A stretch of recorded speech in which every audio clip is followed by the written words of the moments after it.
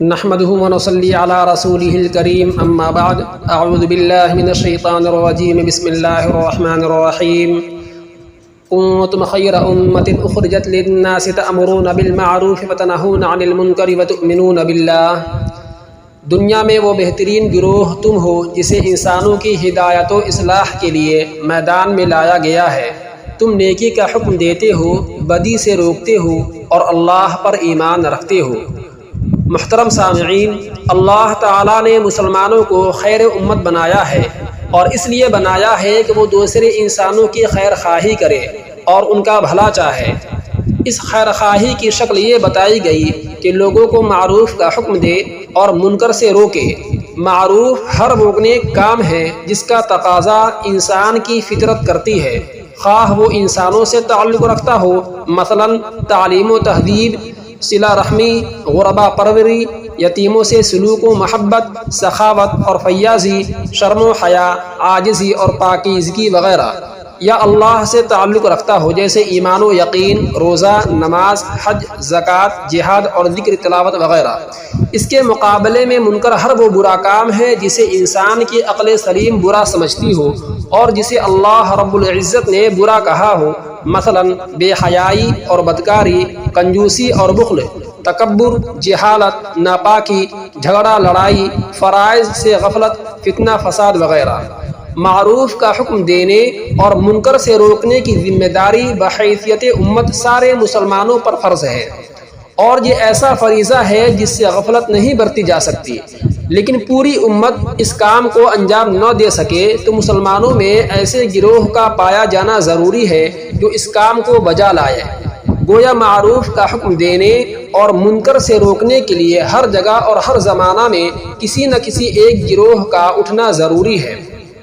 اللہ تعالیٰ کا ارشاد ہے، وَلْتَكُن مِّنكُمْ أُمَّةٌ يَدْعُونَ إِلَى الْخَيْرِ وَيَأْمُرُونَ بِالْمَعْرُوفِ وَيَنْهَوْنَ عَنِ الْمُنكَرِ وَأُولَٰئِكَ هُمُ الْمُفْلِحُونَ۔ تم میں تو کچھ لوگ ایسے ضرور ہونے چاہیے جو نیکی کی طرف بلائیں، بھلائی کا حکم دیں اور برائیوں سے روکتے رہیں۔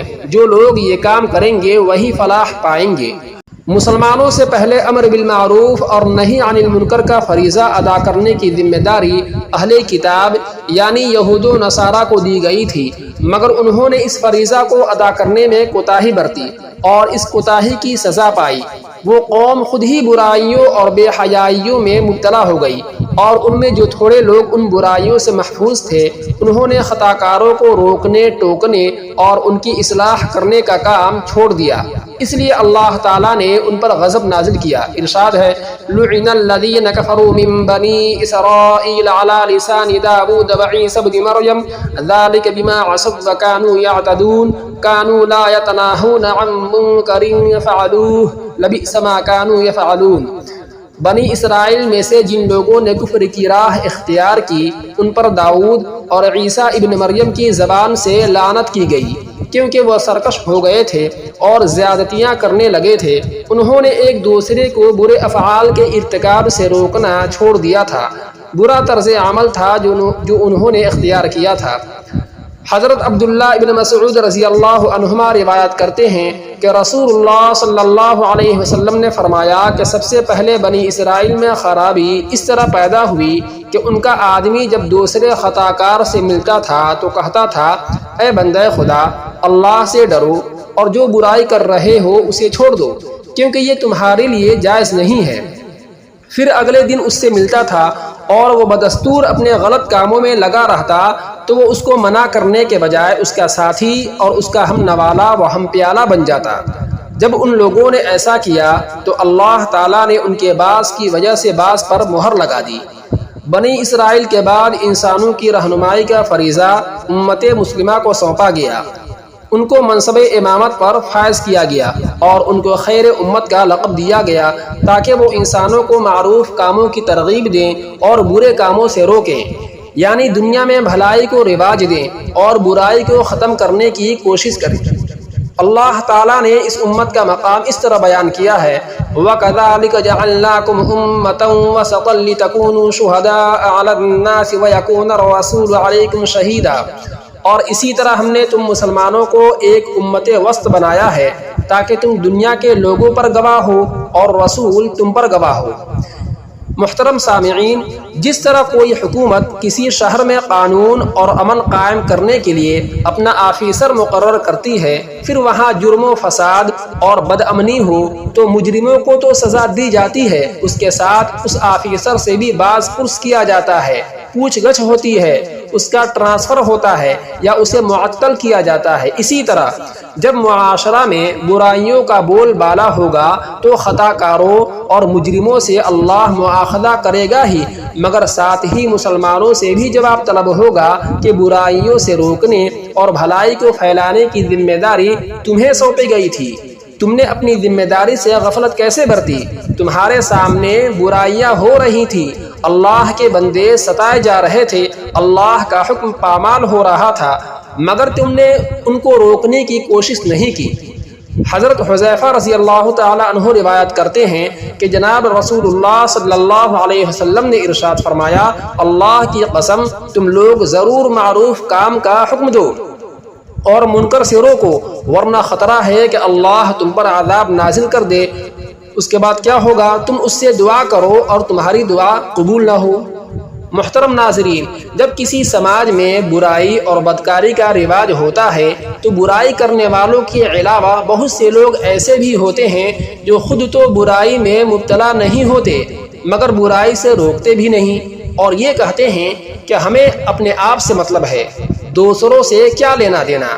آج کل مغربی تعلیم کی وجہ سے اپنے آپ میں سمٹ کر رہنے کا جو رجحان پیدا ہوا ہے، اس کی وجہ سے یہ خیال عام ہوتا جا رہا ہے کہ دوسروں سے سروکار نہ رکھو، دوسرے لوگوں کے معاملات میں مداخلت کرنا بالکل ٹھیک نہیں ہے، لیکن برائیوں سے روکنا تو انسانی اور مذہبی فریضہ ہے، ورنہ برائیوں کا وبال سب کو لے ڈوبے گا، خطا کار اور پارسا دونوں تباہ ہوں گے۔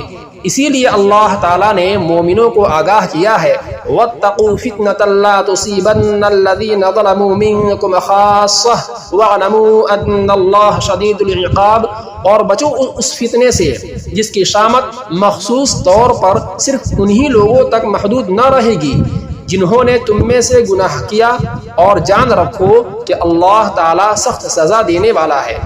رسول پاک صلی اللہ علیہ وسلم نے اس بات کو ایک تمثیل کے ذریعے، ایک مثال کے ذریعے بیان فرمایا، جس کی روایت حضرت نعمان ابن بشیر رضی اللہ تعالی عنہ نے کی ہے۔ آپ نے فرمایا، جو اللہ کے احکام کی پابندی کرتا ہے اور جو خلاف ورزی کرتا ہے، اس کی مثال اس گروہ کی ہے جس نے ایک کشتی سفر کرنے کے لیے لے لی، بعض کو اوپر کی منزل ملی اور بعض کو نیچے کی منزل ملی۔ جو لوگ نیچے کی منزل میں تھے ان کو پانی لینے کے لیے اوپر جانا پڑتا تھا۔ وہ کہنے لگے، اگر ہم کشتی میں سوراخ کر لیں تو یہیں سے پانی مل جائے گا، ہم کو اوپر جانے کی ضرورت نہ پڑے گی اور اوپر والوں کو تکلیف نہ دینی پڑے گی۔ اگر اوپر والے ان کو اپنے حال پر چھوڑ دیں کہ جو چاہے کریں تو سب کے سب ہلاک ہو جائیں گے، اور اگر وہ لوگ نیچے والوں کا ہاتھ پکڑ لیں اور کشتی میں سوراخ کرنے سے روک دیں تو سب کے سب سلامت رہیں گے۔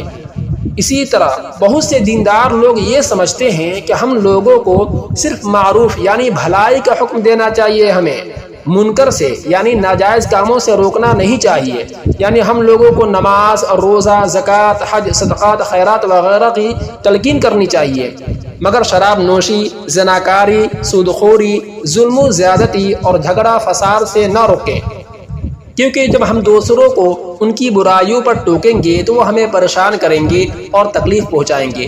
یہ سوچنا امر بالمعروف اور نہی عن المنکر کے فریضہ کے خلاف ہے، اور رسول اللہ صلی اللہ علیہ وسلم کی سنت کے بھی خلاف ہے۔ امر بالمعروف اور نہی عن المنکر دونوں کا دین میں یکساں مقام یعنی برابر مقام ہے، بلکہ برائیوں کے ماحول میں نہی عن المنکر یعنی برائیوں سے روکنا یہ جو فریضہ ہے وہ زیادہ اہم ہے۔ اس کی وجہ سے پریشانیاں آ سکتی ہیں، ان کو برداشت کرنا انبیاء کی سنت اور صحابہ کرام کا اسوہ ہے، اور یہ بڑے مرتبے کی بات ہے۔ قرآن پاک میں نصیحت ہے جو حضرت لقمان علیہ السلام نے اپنے بیٹے کو نصیحت کی۔ کیا نصیحت کی؟ یا بنی اقم الصلاۃ وامر بالمعروف ونہ عن المنکر واصبر علی ما اصابک ان ذلک من عزم الامور۔ بیٹا نماز قائم کر، نیکی کا حکم دے، بدی سے منع کر اور جو مصیبت بھی پڑے اس پر صبر کر، یہ وہ باتیں ہیں جن کی بڑی تاکید کی گئی ہے۔ محترم سامعین، رسول پاک صلی اللہ علیہ وسلم نے جس طرح امر بالمعروف اور نہی عن المنکر کی تاکید فرمائی ہے، اسی طرح اس کو انجام دینے کا طریقہ بھی بتایا ہے۔ اگر آدمی اسے دھیان میں نہ رکھے تو ایک برائی کو ختم کرنے کے لیے وہ اس سے بڑی برائی کو وجود میں لانے کا ذریعہ بن جائے گا اور تشدد و تباہ کاری معاشرہ میں پھیل جائے گی۔ آپ صلی اللہ علیہ وسلم نے فرمایا، تم میں سے جو شخص کوئی برا کام کرتے ہوئے دیکھے تو اسے اپنے ہاتھ سے روکے، جس کے اندر اس کی طاقت نہ ہو تو اسے اپنی زبان سے برا کہے، اور جس کے اندر اتنی بھی طاقت نہ ہو تو وہ اسے دل سے برا جانے، اور یہ ایمان کا کمزور ترین درجہ ہے۔ محترم ناظرین، بہت سی برائیاں ملکی قانون میں بھی جرم ہوتی ہے۔ ایسی برائیوں کے خلاف قانونی چارہ جوئی کی جا سکتی ہے۔ بہت سی برائیاں سماجی برائیاں ہوتی ہیں جو خطرناک ہوتی ہے، ان کے خلاف رائے عامہ ہموار کیا جا سکتا ہے اور اس کے خلاف پبلک سپورٹ حاصل کی جا سکتی ہے۔ بہت سی برائیاں دینی لحاظ سے نقصان دہ ہیں، ان کو ختم کرنے کے لیے دعوت و تبلیغ، افہام و تفہیم سے کام لیا جا سکتا ہے۔ یہ ساری چیزیں حکمت سے تعلق رکھتی ہیں۔ امر بالمعروف اور نہی عن المنکر کا فریضہ انجام دینے کے لیے یہ ضروری ہے کہ ہمیں معروف اور منکر کا علم ہو اور ہم برائی کو ختم کرنے کی حکمت عملی سے بھی واقف ہوں۔ اللہ تعالی ہم سب کو برائیوں سے بچنے، نیکیوں پر عمل کرنے اور عمل بالمعروف اور نہی عن المنکر کا فریضہ انجام دینے کی توفیق عطا فرمائے، آمین۔